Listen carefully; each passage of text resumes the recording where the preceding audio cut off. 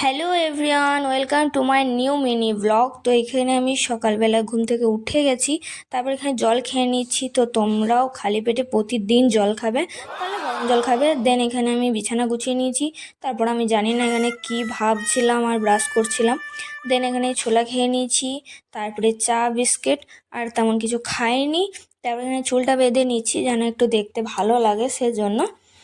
তারপরে এখানে মহাদেবের জন্য ফুল আর ঠাকুরের জন্য এখানে ফুল নিয়ে এসেছিলাম।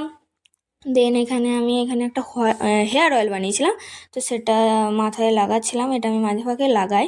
তারপরে এটা মাথায় লাগিয়ে 1 ঘন্টার জন্য ছেড়ে দিয়েছিলাম।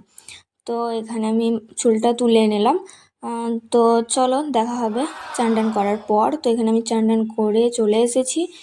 দেন ভাত টাত খেয়ে শুয়ে পড়েছিলাম। তো আজকে আর তেমন ঘুমাইনি। তো তারপরে এখানে একটু পর উঠে এখানে রেডি হচ্ছিলাম, যেহেতু আজকে দিদির বার্থডে। তো এই জামাটা পরবো, দেখো গ্রাউন্ডটা কত ভালো।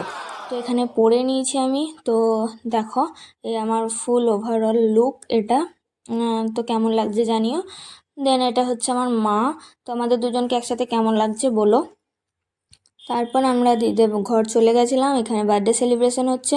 এটা হচ্ছে আমার বড় দিদি আর এটা হচ্ছে আমার বুনু, মানে বুনজি।